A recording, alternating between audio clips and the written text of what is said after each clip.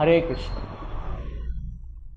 మన భగవద్గీతలో మొట్టమొదటి పాఠం భగవంతుడు బోధించింది నేను ఈ శరీరం కాదు ఆత్మ అనే విషయం.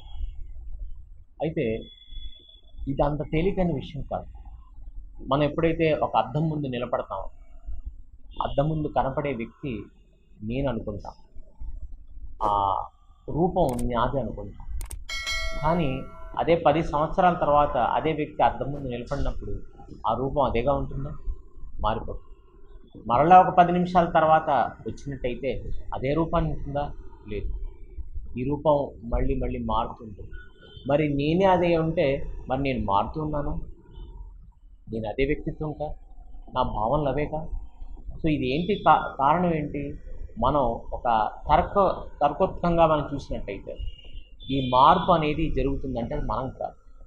మరి ఆ వ్యక్తిని అదే పేరుతో ఆయన అలాగే గుర్తిస్తారు. ఎందుకని? ఎందుకంటే ఆయనలో గుర్తించదగిన వ్యక్తి కనపడే రూపం కాదు, దాంట్లో ఉన్న వ్యక్తి ఆత్మ. దేహి నిత్యం అవధ్యోయం. ఆ లోపల ఉన్న వ్యక్తి ఎప్పుడు కూడా మరణం చెందడు, కేవలం ఈ శరీరం మారుతుంటుంది. కాబట్టి మనం అర్థం చేసుకోవాల్సింది, మనం ఈ శరీరం కనపడేది మనది కాదు. ఈ శరీరం అనేది కేవలం ఒక తొడుగు లాంటిది. ఈ తొడుగు ఎప్పుడైతే జీర్ణం అవుతుందో మళ్ళీ ఇంకో తొడుగు వేసుకుంటాం. వాసాంసి జీర్ణాన్ని యథా విహాయ నవాని గృహ్ణాతి నరోపణ తథా శరీరాన్ని విహాయ జీర్ణాన్ని అన్యాన్ని సంయాతి నవానికి. మనం ఈ శరీరం మార్పు అనేది కేవలం ఒక దుస్తులు, పాత దుస్తులు, జీర్ణమైన పాత దుస్తులు వదిలేసి కొత్త దుస్తులు, నూతన దుస్తులు వేసుకుంటాం. కాబట్టి ఈ మొదటి పాఠాన్ని మనం అర్థం చేసుకోవటం చాలా చాలా ముఖ్యం.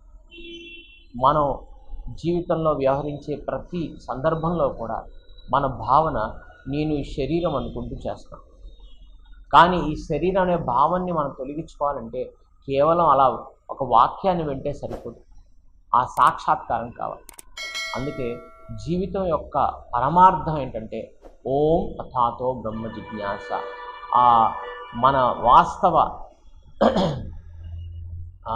అస్తిత్వం ఏదైతే ఉందో దాన్ని గుర్తించాలి. దానికై మన జిజ్ఞాస ఉండాలి. సో దానికోసం మనం చేయాల్సిన సాధన విధిని కృష్ణుడు వర్ణిస్తారు. అలా చేయగా ఆ సాధన మనం ఒకనొక రోజు మన ఆత్మని మనం దర్శించుకోగలుగుతాం. ఆ దర్శించుకునే ఆ సందర్భం ఎప్పుడైతే వస్తుందో దాన్ని ఆత్మ సాక్షాత్కారం అంటారు. సాక్షాత్తు మన ఆత్మని చూసుకునే అవకాశం. కాబట్టి మనం దానికి కావలసిన సాధన చేయటమే ఈ జీవితంలో మనం చేయాల్సిన అతి గొప్ప కార్యం. అది ఎందుకంటే అదొకటి తెలుసుకున్నామంటే, మన ఆత్మను తెలుసుకున్నామంటే ఇక ఈ శరీరంతో వచ్చే బాధలు, ఈ శరీరం నుంచి వచ్చే వితలికించే బాధలు అన్నీ కూడా తొలగిపోయి మనం ప్రశాంతంగా ఆనందంగా ఉండే అవకాశం ఉంది. కాబట్టి మనం ఏమిటి, నువ్వేమిటి అంటే నేను ఆత్మని. అది ఒక స్థాయిలో మనం సాక్షాత్కారం. ఇక రెండో స్థాయిలో సాక్షాత్కారం ఏంటంటే కేవలం నేను ఆత్మనే కాదు, ఎవరితో ఏం సంబంధం లేని ఆత్మనే కాదు, మనకి భగవంతుడికి సంబంధం ఉంది. ఆ సంబంధాన్ని పునరుద్ధరించుకోవటమే భగవత్ సాక్షాత్కారం అంటారు. సో ఈ సాక్షాత్కారంలో రెండో శ్రేణి ఏంటంటే భగవంతుడిని కూడా తెలుసుకోవటం. భగవంతుడిని తెలుసుకోవడం అంటే భగవంతుడి యొక్క గొప్పతనాన్ని సాక్షాత్కరించుకోవటం, మరియు మనకి భగవంతుడికి ఉన్న సంబంధం, ఆత్మకి భగవంతుడికి ఉన్న సంబంధాన్ని తెలుసుకోవటం. సో మన అస్తిత్వం ఏంటి, నేను ఏంటి అంటే నేను ఆత్మని, భగవంతుడి యొక్క నిత్య సేవకుణ్ణి. ఇది సాక్షాత్కారంలో రెండో స్థాయి. ఎప్పుడైతే ఈ రెండు స్థాయిలు మనం సాక్షాత్కరించుకుంటామో ఇక మనకి ఈ భౌతిక జగత్తులో ఎలాంటి కష్టాలు ఉండబోవని చెప్పేసి భగవంతుడు భగవద్గీతలో మనకు బోధిస్తున్నారు.